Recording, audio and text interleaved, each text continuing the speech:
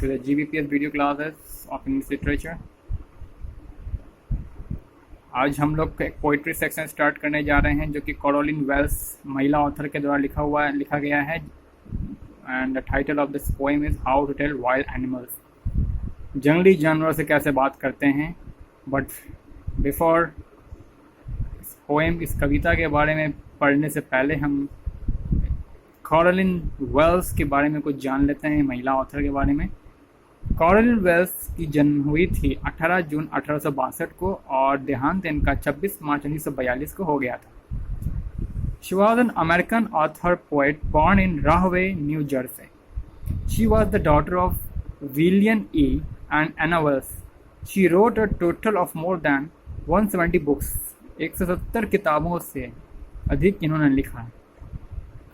During the first 10 years of the career, अपने career के पहले 10 वर्षों में, शी कंसंट्रेटेड ऑन पोइट्री। अपने करियर के, अपने जीवन के करियर के पहले 10 वर्षों में इन्होंने अपना लगभग पूरा कंसंट्रेशन, पूरी एकाग्रता कविता के क्षेत्र में लगा दिया। She concentrated on poetry, humor and children's books। मजाकिया, ह्यूमर का मतलब होता है मजाक, एंड मतलब उन्होंने अपना सारा ध्यान अपने करियर के पहले 10 वर्षों में उन्होंने अपना सारा ध्यान कहाँ लगा दिया? कविता में। मजाक से भरे, मजाकिये कविताओं से भरे और बच्चों की किताबों को लिखने में इन्होंने अपना पूरा ध्यान लगा दिया। Later she devoted herself to the mystery genre। फिर उसने अपने आप को समर्पित कर दिया एक रहस्यमय जीनर की तरफ। What is genre? I will tell you in the next video what is called genre. I'll explain you about the genre. Among the most famous of her mystery novels were the Fleming Stone detective stories।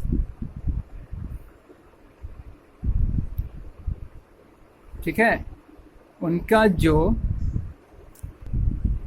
ये आप novels जो screen पर देख रहे हैं, Fleming stone detective stories, written by, it was the novel written bye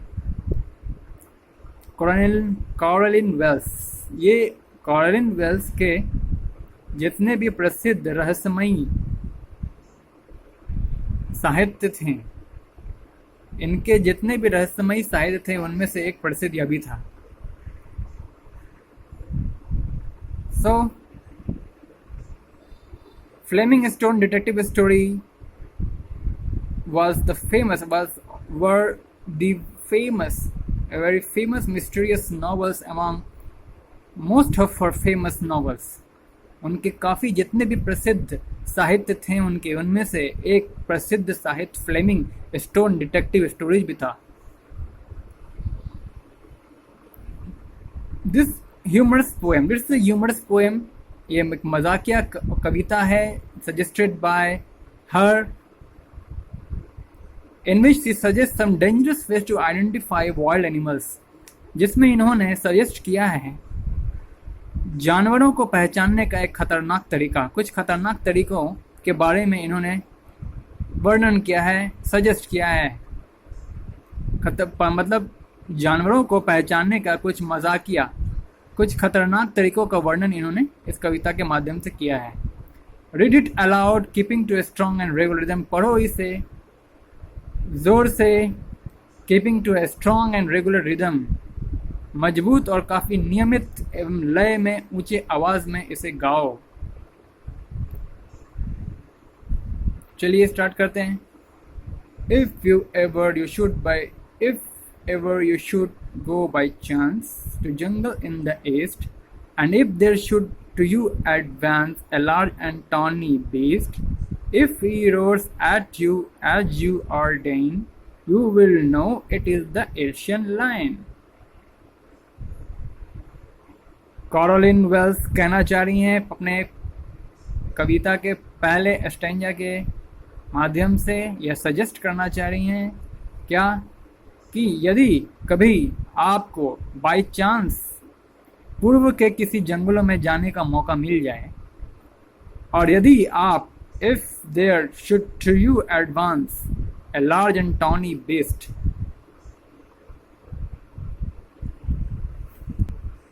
और यदि वहां आपके सामने एक बड़ा, टॉनी मतलब होता है ब्राउनिश कलर, भूरा कलर, यदि वहां आपके सामने एक विशाल भूरे रंग का जानवर खड़ा हो जाए, सामने प्रस्तुत हो जाए, and if he roars at you you are dying, और वह आपके सामने कुछ इस प्रकार गरजे कि आपकी मौत ही सामने आ जाए, तो समझ लेना कि वह एक एशियाई शेर है। क्या है? तो आप जान जाओगे कि वह एक एशियाई शेर है। In her first stanza, the female poet Caroline Wells suggested a very dangerous way to identify an Asiatic lion. Now in the second stanza, what she is going to suggest, what are the dangerous ways she is suggesting to identify the wild beast, wild animals? Let us come to see. Or if sometime when roaming round, a noble wild beast greets you with black stripes on a yellow ground, just notice if he eats you. This simple rule may help you learn the Bengal tiger to discern. और if someone time when roaming around, और यदि कभी इधर उधर चहलकदमी मचाते हुए, और यदि कभी कभार इधर उधर चहलकदमी मचाते हुए कोई भद्र जंगली जानवर आपके सामने प्रस्तुत होता हो, या आपका उससे सामना होता हो, with black stripes on a yellow ground, जिसके पीले पीठ पर, जिसके पीले बदन पर काली मिर्चियों का, जिसके काली मिर्ची नहीं, मिर्चियों की बात जिक्र यहाँ पे कवियत्री साहिबा मिर्ची की बात बाद में करने वाली हैं, मैं पहले ही बता दिया। With black stripes on a yellow ground, मतलब उसके पीले शरीर पर, पीले बदन पर काली धारियों के साथ, पीले बदन पर काली धारियों के साथ यदि कोई जंगली जानवर इधर उधर चहलकदमी करता हुआ आपका सामने, अर्थात आपके सामने प्रस्तुत हो जाता हो, तो आप जरूर यह जान लेना, and just notice if he eats you, और आप ध्यान रखना कि कहीं यदि वो आपको खाता हो, आपको खाने के लिए, अर्थात आप पर आक्रमण करने के लिए आपके तरफ बढ़ता हो, just notice if he eats you means to say कि आपको यह ध्यान भी रखना है कि कहीं वो आप पर हमला ना कर दे आपको खाने के लिए। ठीक है, आपको यह भी ध्यान रखना है कि कहीं वो आप पर आक्रमण ना कर दे आपको अपना ग्रास बनाने के लिए। तो यह साधारण नियम है जो आपको यह समझाने में सहायता प्रदान करेगी कि वह कोई और नहीं, वह जंगली जानवर कोई और नहीं बल्कि बंगाल का बाघ है।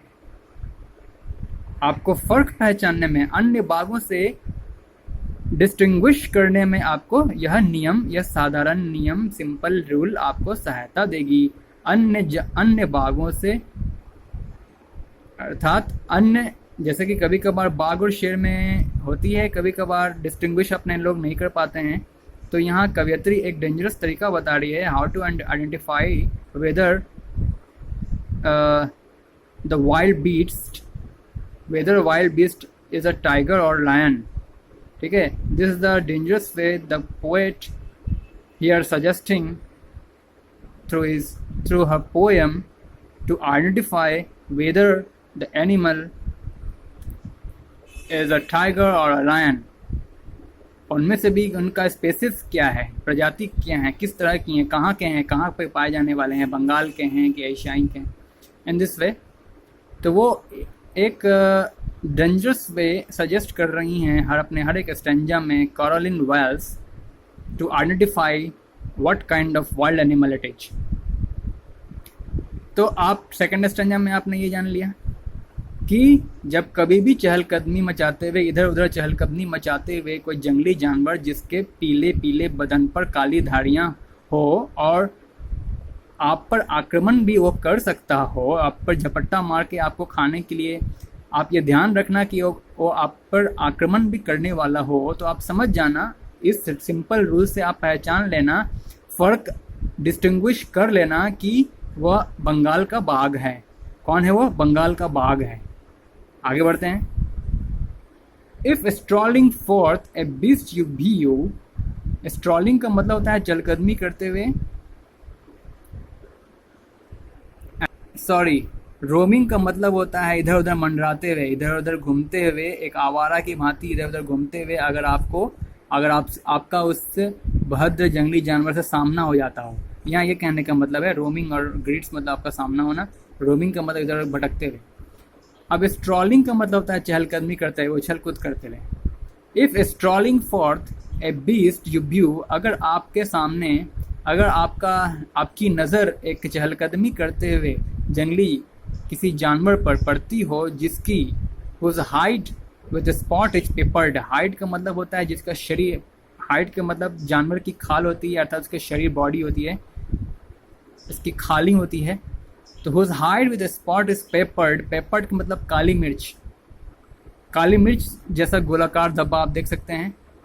If strolling forth a beast you view, यदि आपकी नज़र किसी चहलकदमी करते हुए जानवर पर पड़ती हो जिसके खाल पर काली मिर्चियों का काला धब्बा बना हुआ हो, as soon as he leapt on you, और देखते ही देखते वह आपके ऊपर छलांग मारता हो, तो आप जान लोगे कि वह एक कौन है? लियोपार्ड है, अर्थात एक तेंदुआ है। Twill do no good to fear with pain, he will only leap and leap again. मतलब कहने का मतलब यहाँ यह है कि वह जानवर पीड़ा से नहीं दहाड़ेगा बल्कि बार बार छलांग लगाएगा। ठीक है। Twill do no good to roar with pain, वह दर्द से और पीड़ा से नहीं कहारेगा, वह दर्द से पीड़ा से नहीं गरजेगा, दहाड़ेगा, बल्कि वह बार बार छलांग ही लगाएगा। यही पहचान है उसका। This is the way to identify, you can notice, you can identify whether the animal is leopard. ठीक है, you can distinguish the leopard with tiger और a lion. What is the difference between tiger? How do you distinguish a leopard with tiger and lion? Okay, how do you distinguish the leopard with Asiatic lion and Bengal tiger? So twill do not good, twill do no good to roar with pain, he only leap and leap again. मतलब वह आप पहचानने का तरीका यहाँ कवित्री साहिबा बता रही हैं कि वह किसी पीड़ा से नहीं दहाड़ता है। उसकी यह पहचान है लियोपार्ड की कि वह किसी पीड़ा से नहीं दहाड़ता है बल्कि बार बार छलांगी लगाते रहता है। अब तो आप समझ जाना उसकी इन हरकतों को देखकर कि वह जरूर क्या है, आप जान जाना कि वह लियोपार्ड है, तेंदुआ है। ठीक है, अगले वीडियो में आगे बढ़ेंगे, बाकी 4 स्ट्रेंजा को अगली वीडियो में समझेंगे। ठीक है।